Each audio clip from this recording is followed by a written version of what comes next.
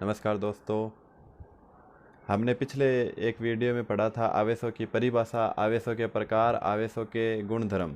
आज हम उन्हीं गुणधर्मों को आगे विस्तार से समझेंगे। इससे पहले अभी तक आपने हमारा चैनल सब्सक्राइब नहीं किया है तो चैनल सब्सक्राइब कर दे और वीडियो अच्छा लगे तो लाइक ज़रूर कर देना। हाँ, तो करते हैं शुरू। अब देखो, हमने आवेशों के गुण पढ़े थे। आवेशों के 4 गुण थे। पहला गुण, आवेश एक अदिश राशि है। दूसरा, आवेश एक संरक्षित भौतिक राशि है। आवेशों के लिए योज्यता का नियम लागू होता है। और चौथा, आवेश एक क्वांटीकृत भौतिक राशि है। तो पहला देखो, आवेश संरक्षण का नियम। तो आवेश संरक्षण का नियम पढ़ते हैं। आवेश संरक्षण का नियम होता क्या है कि विलगित निकाय में होने वाली किसी भी प्रक्रिया के दौरान, विलगित निकाय वह निकाय होता है जिसमें कोई भी वस्तु बाह्य वातावरण से किसी भी प्रकार का आदान प्रदान न करे। विलगित निकाय वह होता है जिसमें कोई भी वस्तु बाह्य वातावरण से किसी भी वस्तु का आदान प्रदान न करे। तो देखो, विलगित निकाय में होने वाली किसी भी प्रक्रिया के दौरान निकाय का कुल आवेश, मतलब जब हमारा निकाय या सिस्टम है उसका जितना भी आवेश है, मतलब धनावेश भी हो सकता है, ऋणावेश भी हो सकता है। तो निकाय का कुल आवेश, धनावेश व ऋणावेश का योग सदैव नियत रहता है। मतलब जितने धनावेश और ऋणावेश है उन दोनों का योग हमेशा कैसा रहेगा? नियत या कांस्टेंट रहेगा। एग्जाम्पल के लिए देखो कि हमारे पास कोई रेशम का कपड़ा है। रेशम के कपड़े को जब कांच की छड़ पर रगड़ते हैं, हमारे पास एक रेशम का कपड़ा है और कांच की छड़ है, जब इनको रगड़ा जाता है तो कांच की छड़ से माना एक इलेक्ट्रॉन रेशम के कपड़े पर चला जाता है। तो देखो, कांच की छड़ से एक इलेक्ट्रॉन कहाँ पर चला गया?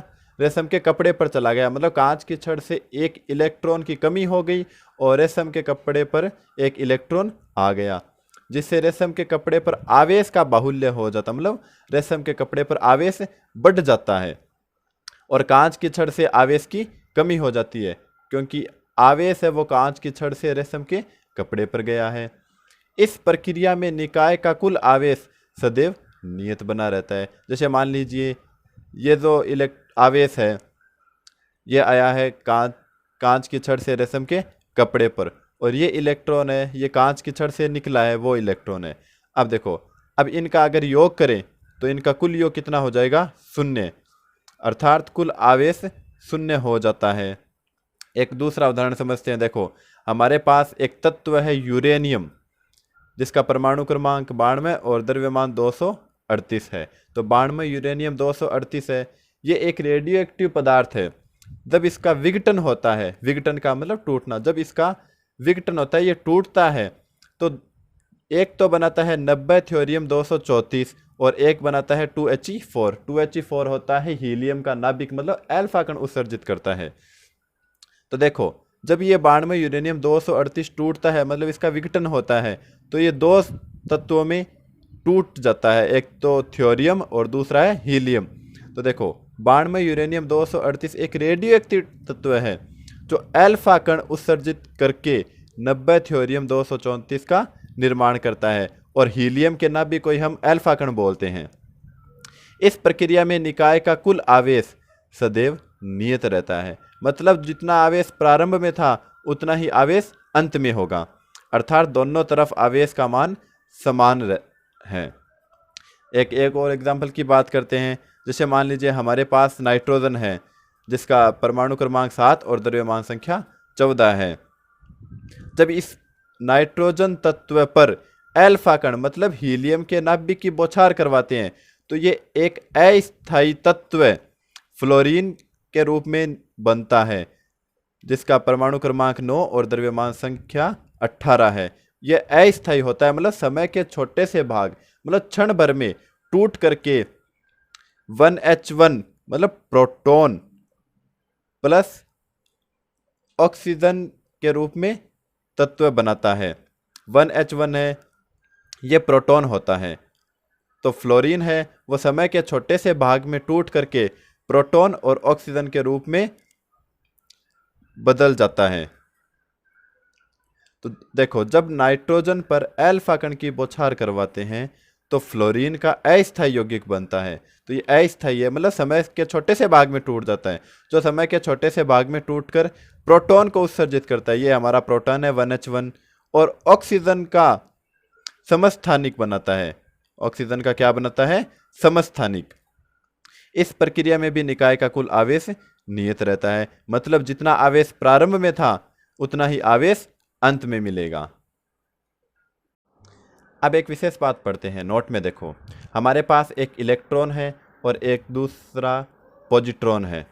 जब इलेक्ट्रॉन और पॉजिट्रॉन आपस में मिलते हैं तो ये क्या करते हैं? एक दूसरे को नष्ट कर देते हैं, क्योंकि दोनों विपरीत प्रकृति के होते हैं। इलेक्ट्रॉन और पॉजिट्रॉन दोनों ही विपरीत प्रकृति के होते हैं, इसलिए ये क्या करते हैं? एक दूसरे को नष्ट कर देते हैं। अब जब ये नष्ट होते हैं तो ये नष्ट होने के कारण कुछ ऊर्जा उत्पन्न करते हैं, और उस ऊर्जा का मान 1.02 मेगा इलेक्ट्रॉन वोल्ट होता है। तो देखो, जब इलेक्ट्रॉन और पॉजिट्रॉन आपस में क्रिया करते हैं, ये इलेक्ट्रॉन और ये पॉजिट्रॉन आपस में क्रिया करते हैं, तो यह एक दूसरे को नष्ट कर देते हैं। दोनों विपरीत प्रकृति के होने के कारण एक दूसरे को नष्ट कर देंगे। तो इसे युग्म विनाशी अभिक्रिया कहते हैं, क्योंकि युग्म इन्होंने अपना एक जोड़ा बना लिया विपरीत प्रकृति का होने के कारण, और एक दूसरे का विनाश कर देते हैं, नष्ट कर देते हैं। अतः इसको क्या कहते हैं? युग्म विनाशी अभिक्रिया। बहुत से एग्जाम में पूछा जाता है कि युग्म विनाशी अभिक्रिया किसे कहते हैं? तो जब इलेक्ट्रॉन और पॉजिट्रॉन आपस में क्रिया करते हैं तो ये एक दूसरे को नष्ट कर देते हैं, और जब ये नष्ट होते हैं तो इनसे ऊर्जा निकलती है, उसका मान होता है 1.02 मेगा इलेक्ट्रॉन वोल्ट के बराबर। इन दोनों की क्रिया से 1.02 मेगा इलेक्ट्रॉन वोल्ट की ऊर्जा उत्पन्न होती है, और साथ में गामा किरणें भी उत्सर्जित होती है। इनसे साथ ही गामा किरणें उत्सर्जित होती है। एक विशेष बात और देखो, 2He4 है। मैंने आपको पहले ही बताया था कि 2He4 को अल्फा कण बोलते हैं, और 1H1 को बोलते हैं प्रोटॉन। अब बात करते हैं आवेश के दूसरे गुण की। तो आवेश का दूसरा गुण क्या है? कि आवेशों की आवेश योज्यता का पालन करता है। तो देखो, आवेशों की योज्यता कैसे होती है? किसी निकाय को दिया गया आवेश उन आवेशों के योग के बराबर होता है। मतलब हम किसी निकाय को आवेश देते हैं तो उनका योग उन कुल आवेश के बराबर होगा। उसमें जो जितना आवेश है उन सब का योग उसके बराबर होगा। देखो, एक एग्जाम्पल के द्वारा इसको समझते हैं। जैसे मान लीजिए ये हमारे पास कोई एक वस्तु है, चालक वस्तु। हम इसको पहले +2 कूलाम आवेश देते हैं, इसके पश्चात इसको 1 कूलाम आवेश देते हैं, और फिर इसको -1 कूलाम आवेश देते हैं। तो अब ये योज्यता का नियम लागू होता है। तो मतलब योज्यता के नियम का किस प्रकार से पालन करता है, इसके बारे में देखते हैं। तो इस पूरे वस्तु का, जो हमारे पास वस्तु है चालक वस्तु, इस पूरी का आवेश कितना है, इस पूरी वस्तु पर आवेश का मान कितना है? तो देखो, हमें आवेश का मान निकालना है, तो कुल आवेश को मान लेते हैं हम Q, मतलब पूरी वस्तु का कुल आवेश कितना हो गया? Q। अब इन सभी का योग करते हैं, क्योंकि योज्यता के नियम का पालन करता है। तो देखो, +2 +1 और -1, तो इसका टोटल आवेश कितना हो गया? +2 कूलाम, क्योंकि 2 और 1 3 में से 1 घटा देंगे तो 2 कूलाम आवेश आ जाएगा। तो इसका मतलब क्या हो गया कि हमारे पास जो चालक वस्तु है इसका कुल आवेश का मान हो गया +2 कूलाम। तो इस प्रकार से हम देखते हैं कि जो आवेश है वो योज्यता के नियम का पालन करता है। तो देखो, किसी निकाय को दिया गया आवेश उन आवेशों के योग के बराबर होता है। मतलब क्या हो गया कि अर्थात माना किसी निकाय को Q1 Q2 Q3 Q4 and so on Qn आवेश देते हैं, मतलब हमने n आवेश दिए हैं उसको, तो इनका कुल आवेश कितना होगा? इनके बीजगणितीय योग के बराबर होगा। तो हमारे पास कुल आवेश मान लेते Q है, कितना हो गया? Q1 + Q2 + Q3 + Q4 and so on Qn तक हो जाएगा। यह है आवेशों की योज्यता का नियम। अब देखो, आवेश के अगला गुण पढ़ते हैं। आवेश एक क्वांटीकृत भौतिक राशि है। तो आवेश का क्वांटीकरण कैसे होता है, किस प्रकार से आवेश को क्वांटीकृत बोला जाता है? देखो, प्रकृति में आवेशों का विनिमय सतत रूप से न होकर, सतत का मतलब लगातार, प्रकृति में आवेश का विनिमय सतत रूप से न होकर विविक्त रूप में होता है। विविक्त मतलब छोटे छोटे टुकड़ों में या पैकेट में बोल सकते हैं, विविक्त रूप में होता है। आवेशों का विविक्त रूप में विनिमय पैकेट या बंडल के रूप में होता है। विविक्त रूप का मतलब होता है टुकड़ों में, कोई भी वस्तु लगातार न होकर टुकड़ों में होती है तो बंडल के रूप में होता है। इस पैकेट या बंडल को क्वांटा या क्वांटम कहते हैं। तो आवेश का जो पैकेट या बंडल है उनको हम क्या कहते हैं, क्वांटम या क्वांटा। यह बात ध्यान रखना कि आवेश के पैकेट या बंडल को हम क्या बोलेंगे, क्वांटा या क्वांटम।